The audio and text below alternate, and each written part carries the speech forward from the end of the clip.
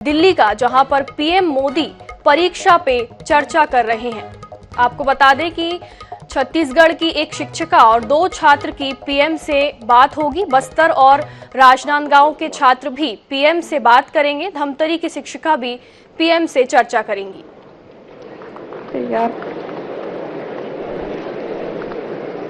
अच्छा, आपने बचपन में एक कथा पढ़ी होगी, सबने जरूर पढ़ी होगी, और इससे आप अंदाज लगा सकते हैं कि स्मार्ट वर्क क्या होता है, हार्ड वर्क क्या होता है।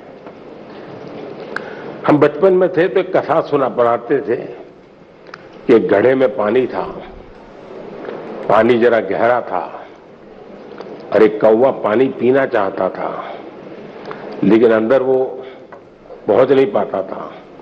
तो उस कौवे ने छोटे छोटे कंकर उठा करके उस घड़े में डाले और धीरे धीरे पानी ऊपर आया और फिर उसने आराम से पानी पिया। सुना है ये कथा? अब इसको आप क्या कहेंगे, हार्ड वर्क कहेंगे कि स्मार्ट वर्क कहेंगे?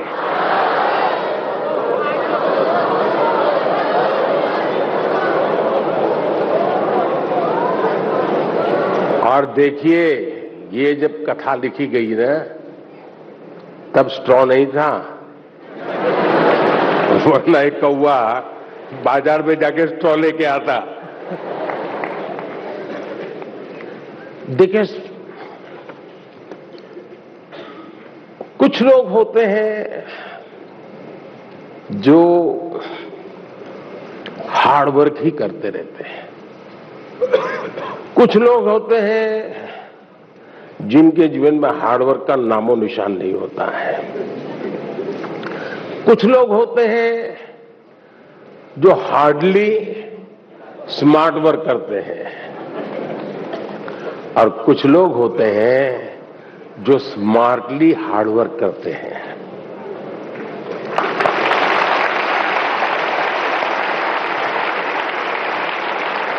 और इसलिए कौवा भी हमें सिखा रहा है कि स्मार्टली हार्ड वर्क कैसे करना।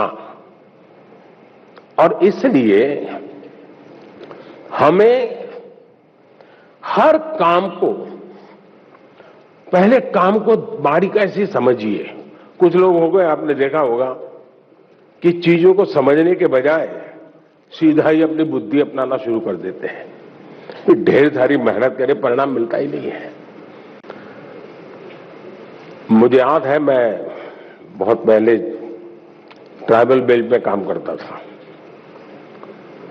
तो मुझे काफी इंटीरियर में जाना था। तो किसी ने हमें, उस जमाने की जो पुरानी जीप होती थी, उसने व्यवस्था की कि आप उसको लेके जाइए। अब सुबह हम कोई 5:30 बजे निकलने वाले थे, लेकिन हमारी जीप चली नहीं रही थी। हम अब ढेर सारी कोशिश की, धक्के मारे, ये किया, दुनिया भर का हार्ड वर्क किया, लेकिन हमारी जीप नहीं चली। 7, 7:30 बज गए तो एक मैकेनिक को बुलाया। अब मैकेनिक ने मुश्किल से 2 मिनट लगाया होगा और 2 मिनट में उसने ठीक कर दिया। और फिर वो कहे, साहब 200 रुपये देने पड़ेंगे। मैं कहा, यार 2 मिनट का 200 रुपया? बोले, साहब ये 2 मिनट का 200 रुपया नहीं है, ये 50 साल के अनुभव का 200 रुपया है।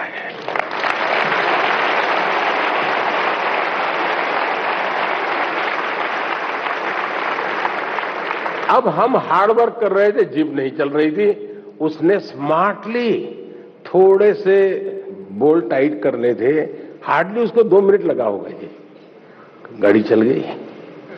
कहने का तात्पर्य यह है कि हर चीज बड़ी मेहनत मजदूरी से करेंगे तो होगा ऐसा? आपने देखा होगा, पहलवान जो होते हैं ना, जो खेल कूद की दुनिया के लोग होते हैं, उसको कौन सा खेल से वो जुड़ा हुआ है, उस खेल में उसको किस मसल्स की जरूरत होती है, जो ट्रेनर होता है उसको मालूम है। अब जैसे विकेट कीपर होगा तो विकेट कीपर को ऐसे ही झुक करके घंटों तक खड़े रहना होता है। अब हमें क्लास में कुछ गलत किया और टीचर कान पकड़ के नीचे बिठा देते हैं ऐसे हाथ पैर में अंदर डाल के, तो कितना दर्द होता है कि नहीं होता है? एक तो साइकोलॉजिकल भी होता है, फिजिकल भी होता है कि पैर ऐसे करके कान पकड़ के बैठना होता है, तकलीफ होती है ना। लेकिन ये जो विकेट कीपर होता है ना, उसकी ट्रेनिंग का हिस्सा होता है, उसको घंटों तक ऐसे खड़ा रखते हैं ताकि धीरे धीरे उसके वो मसल मजबूत हो जाए ताकि वो विकेट कीपर के नाते अच्छा काम करे। बॉलर होता है तो उसको उस विधा की जरूरत नहीं है, उसको दूसरी विधा की जरूरत है, तो उसको वो करवाते हैं। और इसलिए हमें भी जिस चीज पे जरूरत है वहीं फोकस करना चाहिए जो हमारे लिए उपयोगी है। हर चीज प्राप्त करने की कोशिश से मेहनत बहुत लगेगी, हाथ पर ऊंचे करते रहो, दौड़ते रहो, टिकना करो, फलाना करो, जनरल हेल्थ के लिए, फिटनेस के लिए ठीक है। लेकिन अगर मुझे अचीव करना है तो उन स्पेसिफिक एरियाज को मुझे एड्रेस करना होगा, और ये जिसको समझ होती है वो परिणाम भी देता है। अगर बॉलर है और उसके ये मसल्स ठीक नहीं है तो कहां बॉलिंग कर पाएगा, कितनी ओवर कर पाएगा। जो लोग वेट लिफ्टिंग करते हैं उनके अलग प्रकार के मसल्स को मजबूत करना होता है। हार्ड वर्क तो वो भी करते हैं लेकिन वो स्मार्टली हार्ड वर्क करते हैं, और स्मार्टली हार्ड वर्क करते हैं तब जाकर के परिणाम मिलता है। बहुत बहुत धन्यवाद। Thank you, Honorable Prime Minister, sir, for your insightful guidance on choosing consistent hard work in our lives. माननीय प्रधानमंत्री जी, गुरु द्रोणाचार्य के नाम से विख्यात साइबर सिटी हरियाणा के प्रसिद्ध औद्योगिक नगर गुरुग्राम की छात्रा जोविता पात्रा सभागार में उपस्थित है और आपसे प्रश्न पूछना चाहती है। जोविता, कृपया अपना प्रश्न पूछें। Namaskar, Honorable Prime Minister Sir. My name is Jovita Patra and I am a student of class 10th of Jawahar Navodaya Vidyalaya, Gurugram, Haryana. It's my privilege and great honor to participate in the Pariksha Pe Charcha 2023. Honorable Prime Minister Sir, my question to you is, being an average student, how can I focus on my studies? Kindly guide me on this issue. Thank you, sir. धन्यवाद जोविता। माननीय प्रधानमंत्री जी, जोविता पात्रा एक average student आपसे exam में कैसे बेहतर करे इसके बारे में आपसे मार्गदर्शन चाहते हैं। कृपया उनका मार्गदर्शन करें। माननीय प्रधानमंत्री जी। सबसे पहले तो मैं आपको बधाई देता हूं कि आपको पता है कि आप एवरेज हैं।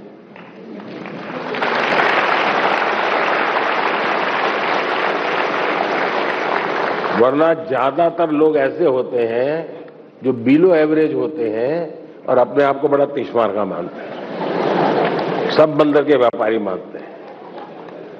तो मैं सबसे पहले आपको और आपके माता पिताजी को भी बधाई देता हूं।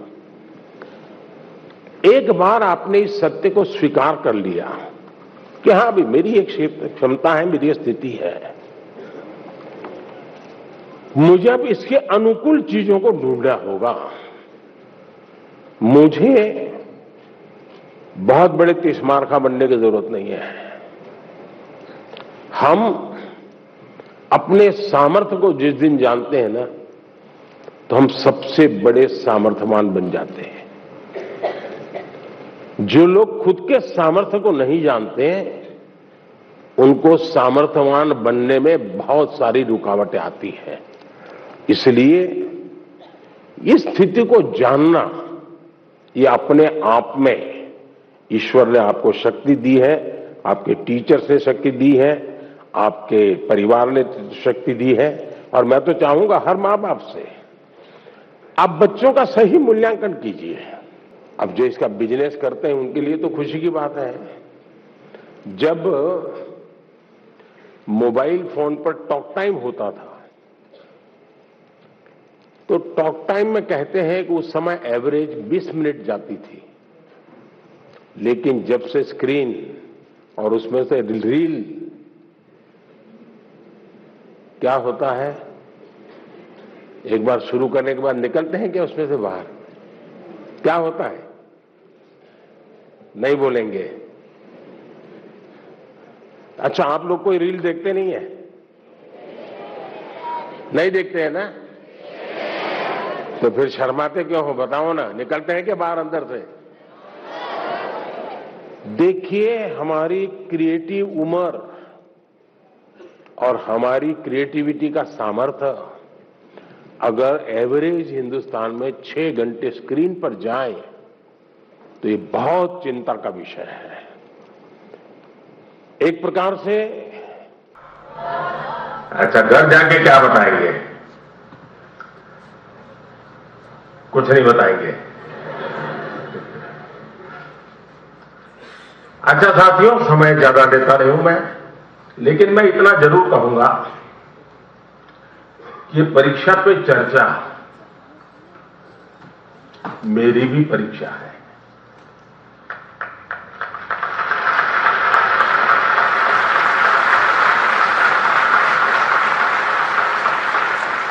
और देश के कोटि कोटि विद्यार्थी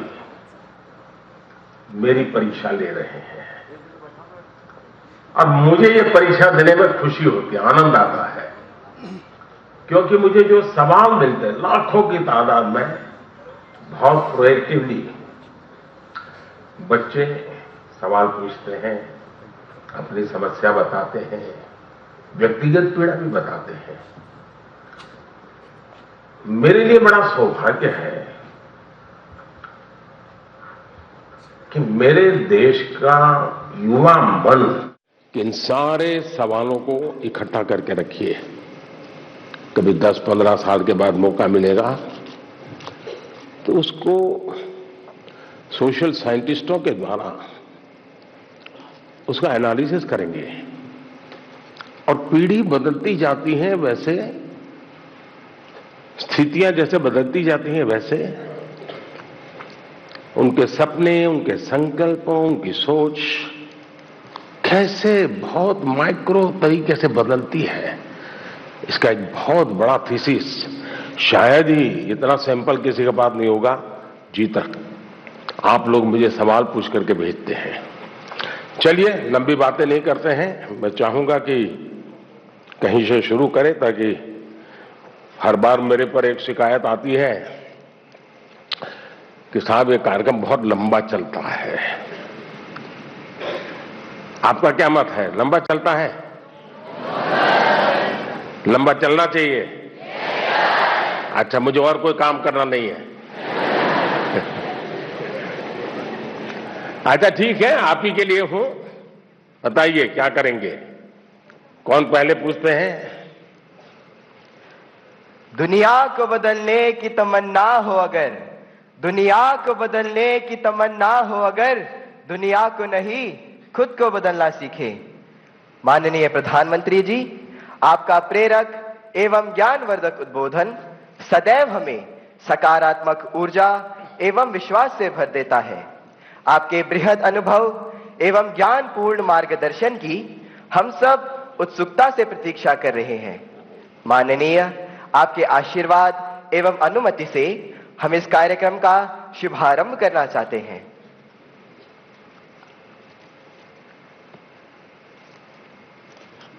धन्यवाद मान्यवर।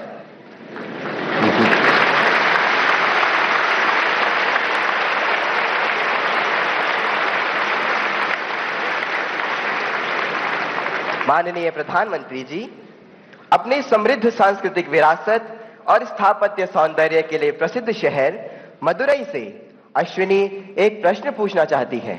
अश्विनी, कृपया अपना प्रश्न पूछिए। Honorable Prime Minister Sir, Namaskar. My name is Ashwini. I am a student of Kendra Vidyalaya number 2 Madurai, Tamil Nadu. My question to you sir is, how do I deal with my family disappointment if my results are not good? What if I don't get the marks I am expecting? Being a good student is also not an easy job. Expectations of others become so high that the person who's giving exam gets so much stressed and they go into depression. Nowadays, it is common for students to cut their hands and become irritated, and there is no one they could trust with their feelings. Kindly guide me on this. Thank you, sir. Dhanyavad Ashwini. Honorable Prime Minister, sir. Navtesh Dagur hails from the heart of India's capital, Delhi, the imperial seat of several empires, with its charming blend of a grand medieval history and amazing architectural style. Navtesh is seated in the hall and wishes to discuss an identical issue through his question.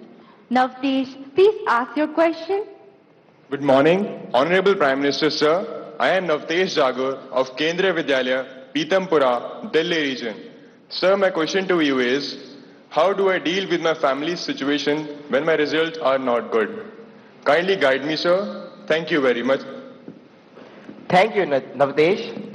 माननीय प्रधानमंत्री जी, संसार को शांति और करुणा का संदेश देने वाले भगवान बुद्ध, गुरु गोविंद सिंह तथा वर्धमान महावीर की जन्मभूमि प्राचीन नगर पटना से प्रियंका कुमारी कुछ इसी प्रकार की समस्या से जूझ रही हैं और आपका मार्गदर्शन चाहती हैं। प्रियंका, कृपया अपना प्रश्न पूछिए। नमस्ते माननीय प्रधानमंत्री जी, मेरा नाम प्रियंका कुमारी। भगवान बुद्ध, गुरु गोविंद सिंह तथा वर्धमान महावीर की जन्मभूमि प्राचीन नगर पटना से प्रियंका कुमारी कुछ इसी प्रकार की समस्या से जूझ रही हैं और आपका मार्गदर्शन चाहती हैं। थैंक यू प्रियंका, कृपया अपना प्रश्न पूछिए। प्रधानमंत्री जी, नमस्ते माननीय प्रधानमंत्री जी, मेरा नाम प्रियंका कुमारी है। मैं रवीन बालिका प्लस 2 विद्यालय से राजेंद्र नगर पटना से करते हैं कि यह महत्वपूर्ण मुद्दा कई छात्रों को प्रभावित करता है और इसे हल करने के लिए आपका मार्गदर्शन चाहते हैं। अश्विनी, आप क्रिकेट खेलती हैं क्या? क्रिकेट में गूगली बॉल होता है।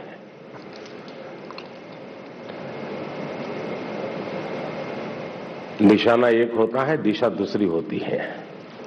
मुझे लगता है कि आप पहले ही बॉल में मुझे आउट करना चाहती हो।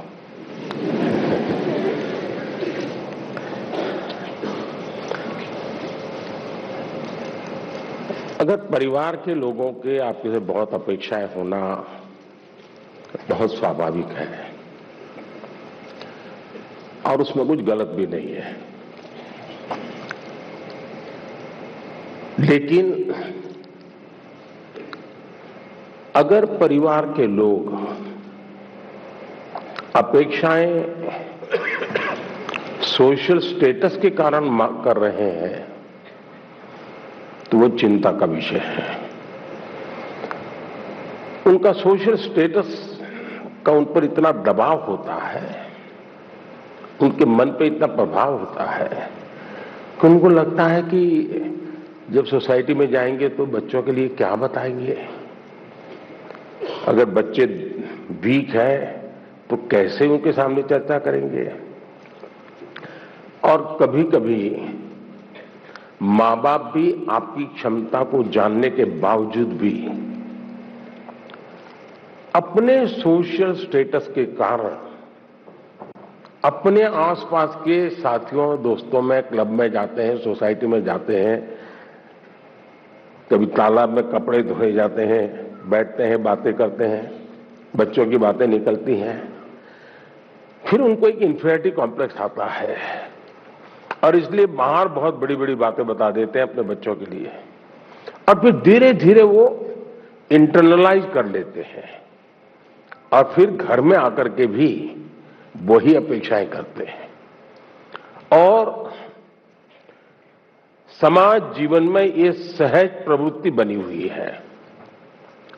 दूसरा, आप अच्छा करेंगे तो भी हर कोई आपसे नई अपेक्षा करेगा।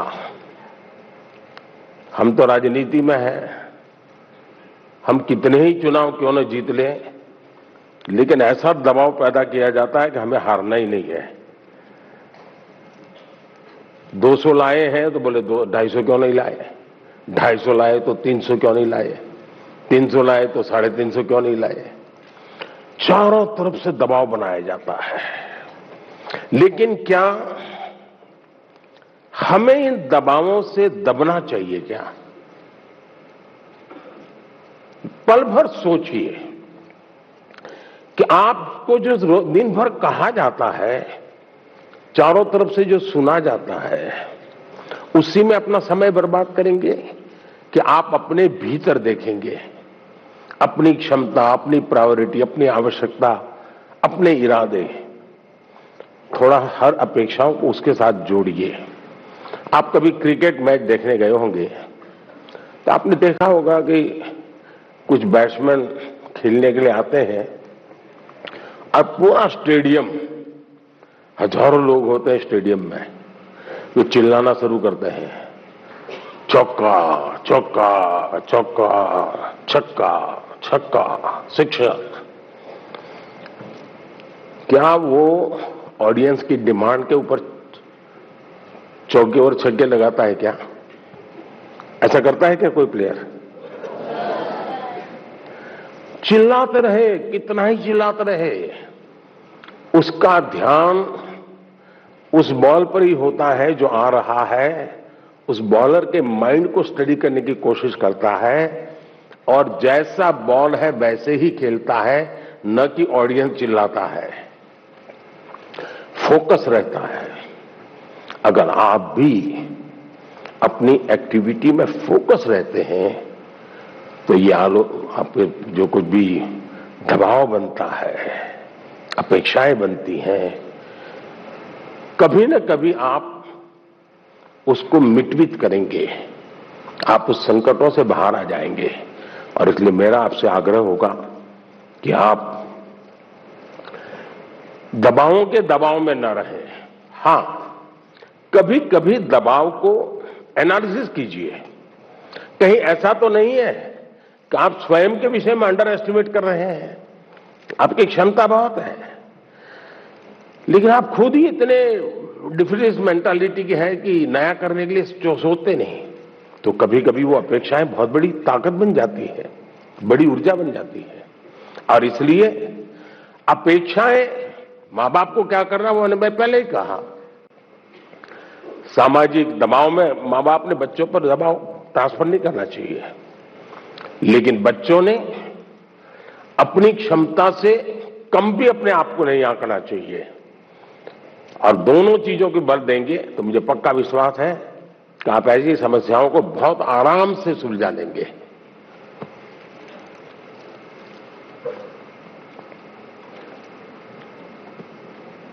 कहां गए एंकर?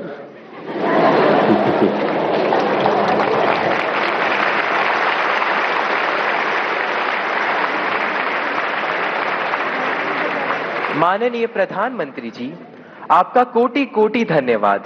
आपके प्रेरक वचनों से अभिभावकों का अपने बच्चों के लिए समझने का मार्ग मिला है।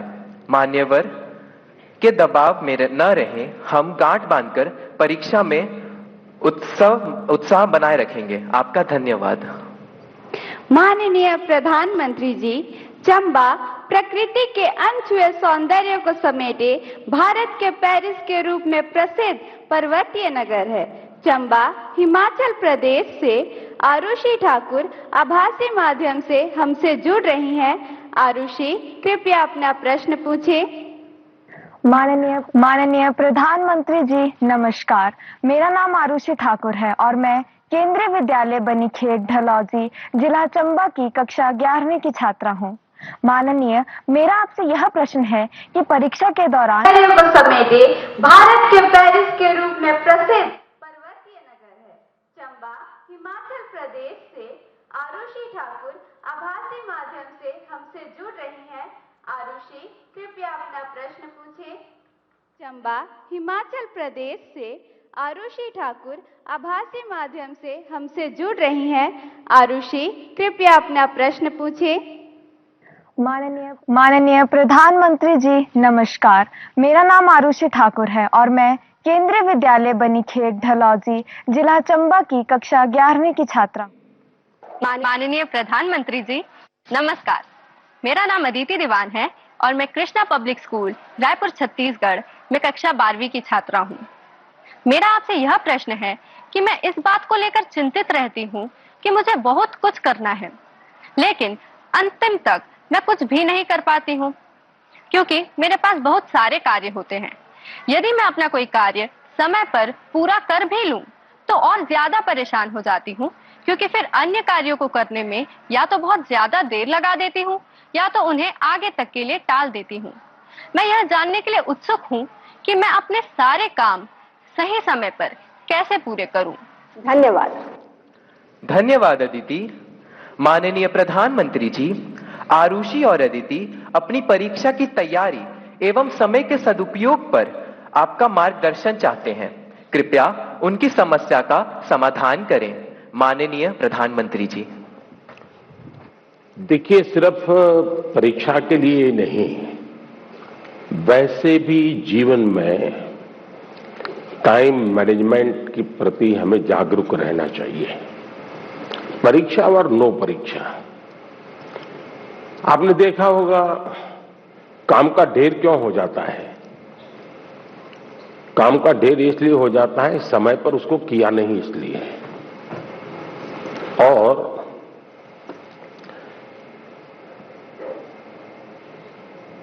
काम करने की कभी थकान नहीं होती है जी। काम करने से संतोष होता है, काम न करने से थकान लगती है। सामने दिखता है अरे इतना सारा काम, इतना सारा काम, और उसी की थकान लगती है। करना शुरू करें। दूसरा, आप कभी कागज पे अपना पेन पेंसिल लेके डायरी पे लिखिए। एक हफ्ते भर आप नोट कीजिए कि आप अपना समय कहां बिताते हैं। अगर पढ़ाई भी करते हैं तो कितना समय किस विषय को देते हैं, और उसमें भी शॉर्टकट ढूंढते हैं कि बेसिक में जाते हैं, बारीकियों में जाते हैं। थोड़ा अपना एक एनालिसिस कीजिए। मैं पक्का मानता हूं कि आपको ध्यान में आएगा कि आप जो आपकी पसंद की चीजें हैं उसी में सबसे ज्यादा समय लगाते हैं और उसी में खोए रहते हैं। फिर 3 विषय ऐसे हैं जो कम पसंद है लेकिन जरूरी है, वो फिर आपको बोझ लगेगा। मैंने 2-2 घंटे मेहनत की लेकिन ये तो हुआ नहीं। और इसलिए आप सिर्फ पढ़ना 2 घंटे ऐसा नहीं, लेकिन पढ़ने में भी जब फ्रेश माइंड है तब जो सबसे कम पसंद विषय है, आपको सबसे ज्यादा कठिन लगता है, तय कीजिए पहली 30 मिनट इसको, फिर एक पसंदगी वाला विषय है 20 मिनट उसको, फिर थोड़ा कम पसंद वाला 30 मिनट उसको। आप ऐसा स्लैब बनाइए तो आपको रिलैक्सेशन भी मिलेगा और आपको धीरे धीरे उन विषयों पर रुचि बढ़ेगी जो आप नॉर्मली टालते हैं और अच्छे विषय में खोए रहते हैं। और समय भी तो बहुत जाता है। आपने देखा होगा, आप में से जो लोग पतंग चगाते होंगे, मुझे तो बचपन में बहुत शौक था। पतंग की जो माजा होता है, धागा होता है, वो कभी एक दूसरे में उलझ जाकर के एकदम से बड़ा गुच्छा बन जाता है। अब बुद्धिमान इंसान क्या करेगा? यूं यूं खींचेगा क्या? ताकत लगाएगा क्या? ऐसा नहीं करेगा। तो धीरे से एक एक तार को पकड़ने की कोशिश करेगा कि खुलने का रास्ता कहां है, और फिर धीरे धीरे धीरे खोलेगा तो इतना बड़ा गुच्छा भी आराम से खुल जाएगा और सारा माजा, सारा धागा एक जैसी जरूरत है वैसा उसके हाथ लग जाएगा। हमें भी उस पर जोर जबरदस्ती नहीं करनी है, आराम से सॉल्यूशन निकालना है। और अगर आराम से सॉल्यूशन निकालेंगे तो मुझे पक्का विश्वास है कि आप उसको बड़े ढंग से करेंगे। दूसरा, आपने कभी घर में अपनी मां के काम को ऑब्जर्व किया है क्या? यूं तो आपको अच्छा लगता है कि जैसे स्कूल से आए तो मां ने सब रेडी करके रखा था, सुबह स्कूल जाना था तो मां ने सब तैयार करके रख दिया था, लगता तो बहुत अच्छा है। लेकिन क्या कभी ऑब्जर्व किया है कि मां का टाइम मैनेजमेंट कितना बढ़िया है? उसको पता है सुबह ये है तो मुझे 6 बजे ये करना पड़ेगा, 6:30 बजे ये करना पड़ेगा, उसको 9 बजे जाना है तो ये करना पड़ेगा, वो 10 बजे घर आएगा तो ये करना पड़ेगा। यानी इतना परफेक्ट टाइम मैनेजमेंट मां का होता है। और जबकि काम सबसे ज्यादा मां करती रहती है, लेकिन किसी काम में उसको बोझ अनुभव नहीं होता है। थक गई, बहुत काम है, बहुत ज्यादा, ऐसा नहीं करती। क्यों? उसे मालूम है कि मुझे इतने घंटे में ये तो करना है। और जब एक्स्ट्रा टाइम मिलता है तब भी वो चुप नहीं बैठती, कुछ न कुछ अपना क्रिएटिव एक्टिविटी करती रहती है। सुई धागा लेके बैठ जाएगी, कुछ तो करती रहेगी, रिलैक्स करने के लिए भी उसने व्यवस्था रखती है।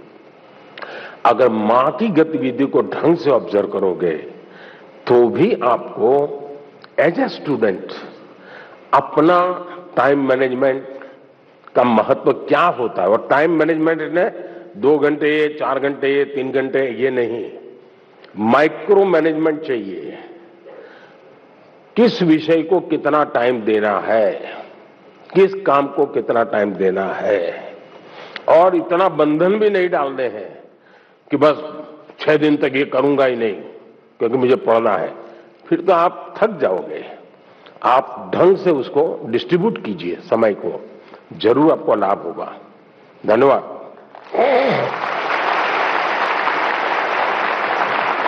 Thank you, Honorable Prime Minister, sir, for guiding us to be methodical and systematic in order to be an effective student. Honorable Prime Minister, sir, Rupesh Kashyap, hailing from Bastar district of Chhattisgarh, is known for his distinctive tribal art, the enchanting Chitrakoot waterfalls, and the finest quality of bamboo. Rupesh